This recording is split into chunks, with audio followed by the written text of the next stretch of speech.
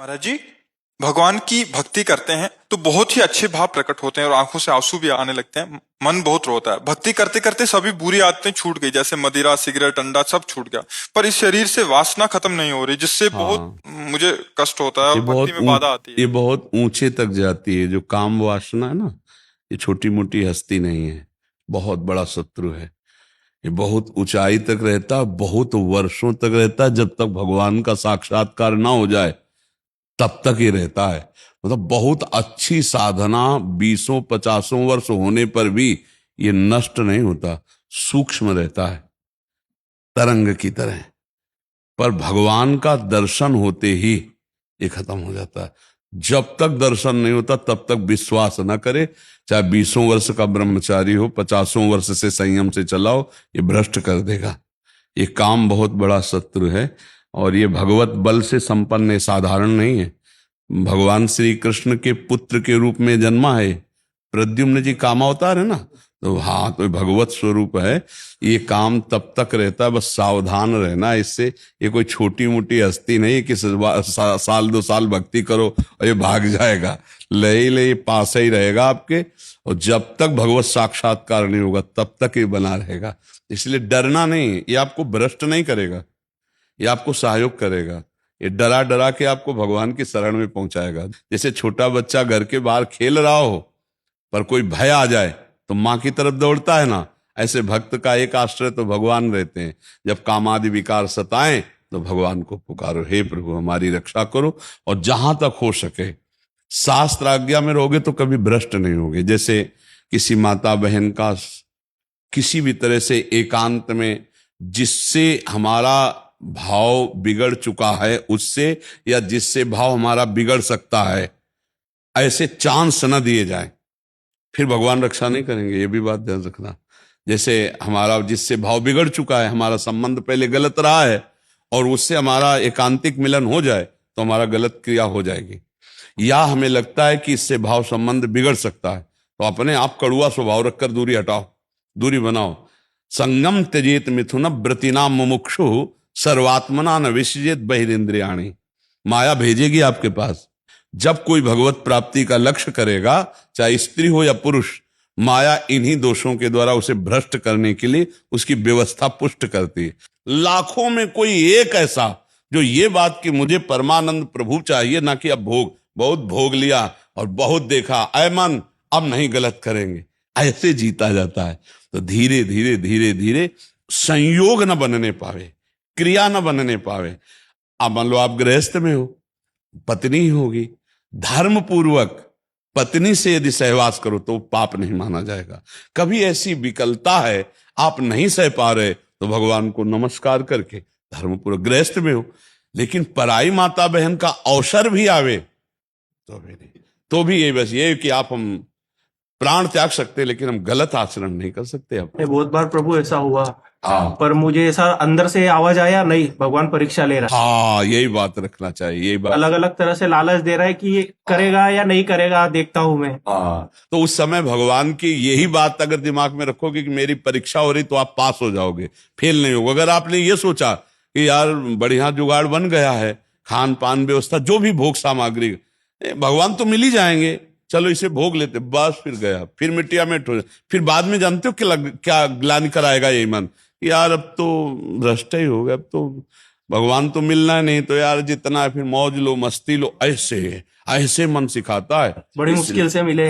हाँ, अब नहीं, हाँ, आंखें खुल गई अब। हाँ, नहीं, बहुत धन्यवाद है, आप अच्छे मार्ग सभी चीजें छूट गई धीरे धीरे करके। ये रह गई थी, 8-10 महीना हो गया है। बहुत भगवान से विनती करता हूँ, प्रार्थना करता हूँ, चले जाए चले जाए चले जाए। बट अभी थोड़े टाइम पहले पत्नी भी खूब रो रही थी, नहीं मुझे वृंदावन धाम चलो, धाम चलो। क्या मालूम राधा रानी ने सुन ली, इधर का प्लान बना लिया, आ गए, आपके दर्शन भी हो गए, सब हो गए। बस ये बात ध्यान रखना कि इस मार्ग में चलने वाले को गिराने के लिए माया प्रश्न रखती है सामने। छमाही सालाना स्कूल में भी प्रश्न होते हैं, तो कभी भी हो सकता है अपना। तो ये ध्यान रखना, धर्म पूर्वक चलना, अब गलत मत चलना। अब लो नशानी, अब ना, अब तक जो हुआ नहीं, अब समझ में आता है धीरे धीरे धीरे धीरे।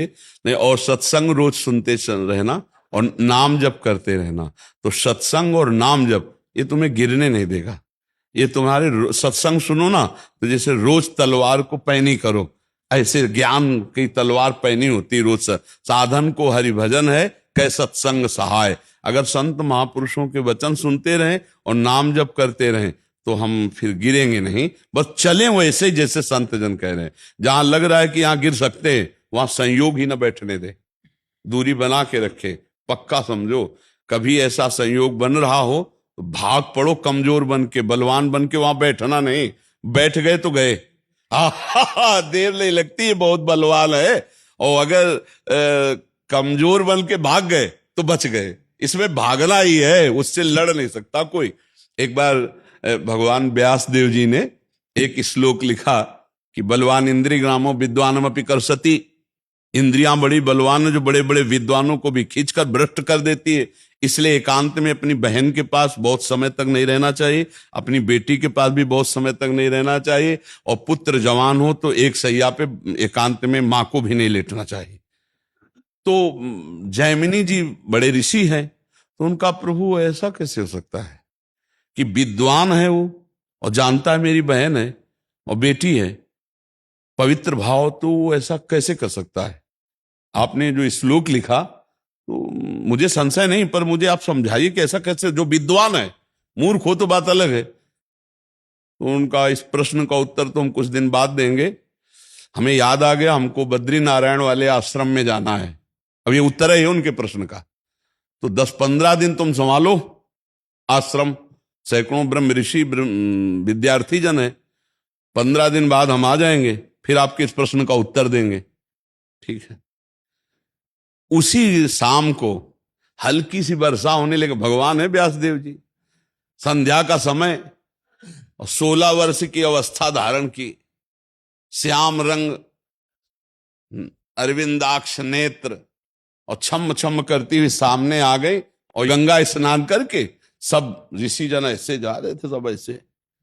तो जयमिनी जी के पास आई और कहा, भगवान रात्रि का समय आने वाला है, बड़ा भयावह है, मैं अपना घर भूल गई हूं, आज रात्रि अपने आश्रम में आप जगह दे देंगे क्या? उनका नहीं, गुरुदेव बाहर गए हुए हैं और सख्त आदेश है, ब्रह्मचारियों का स्थान है, यहाँ स्त्री प्रवेश निषेध। प्रभु स्त्री की बात नहीं है, मैं आपकी शरण में हूं, मेरी जान का खतरा है, मैं अकेली हूं जंगल में, और शरणागत के लिए तुम्हारे गुरुजी ने समझाया कि शरणागत की रक्षा करनी चाहिए। अब गुरुजी हैं, उनको कौन काट सकता है? जैमिनी जी ने कहा, बात तो तुम्हारी सही है कि तुम्हारा स्त्री शरीर है, अभी देखा नहीं, स्त्री शरीर है और गुरु जी है नहीं, और तुम्हारी रक्षा भी अच्छा, ऐसा कर सकते हैं कि हम अपने आश्रम में एक झोपड़ी खप रहला था, उसमें अलग आपको दे देंगे, दरवाजा लगा बंद कर, मैं भी कहूं तो दरवाजा रात्रि में मत खोलना, सुबह निकल जाना। तो उनका, जैसी आपकी आज्ञा, मेरी रक्षा हो जाएगी, चलो दूर चलो, और वो कुटिया है, जाओ दरवाजा अंदर बंद कर लो जाकर, यहां सब ब्रह्मचारी रहते हैं। अब जाके जो संध्या वंदन करके ध्यानस्थ हुए, फिर दिमाग में आया कि हमने पूछा नहीं कि तुम रात्रि में अकेले कैसे फंस गई, आखिरकार हो कौन, कहां से आई हो, तुम्हारा ब्याह हुआ है कि नहीं हुआ है, विविध प्रकार का उसी का चिंतन होने लगा। तो ध्यायतो विषयान पुंसात संगास्तेषु उपजायते, संगात संजायते कामः, कामात् क्रोधो विजायते, क्रोधात् भवत् सम्मोहा, सम्मोहा स्मृति विभ्रमा, स्मृति भ्रंशात् बुद्धिनाशो, बुद्धिनाशात् प्रणश। पहला रोग शुरू हो गया, ध्यान। जहां प्रभु का ध्यान होना था वहां तो चरण देखे थे बड़े ही सुंदर, उनका मुख कितना सुंदर होगा। अब गए, अब इतना सब करते हुए रात्रि तो हो ही गई थी, दरवाजा खटखटाया, तो उन्होंने कहा दरवाजा तो नहीं खुलेगा। बोले मैं जैमिनी जी हूं। बोले नहीं, जैमिनी जी ने मना किया है कि सुबह नहीं खुलेगा दरवाजा। तो खपरा हिलाए थे, कोई लिंटर तो था ले खपरा हटाए, बांस हटाए, कूद गए। देखा तो वो सुंदर रूप, क्योंकि भगवान ने धारण किया था, श्याम रंग छटा छा रही थी एकदम, इंद्रनीलमणि कांति, नौ यौवन अवस्था, देख के मुग्ध हो गए। अब सब पूछना भूल गए कि तुम कहां से आई हो, क्या कुछ नहीं पूछा, तुम्हारा ब्याह हुआ है? नहीं। तो तुम ब्याह कर सकती हो? हाँ। हमसे कर सकती हो?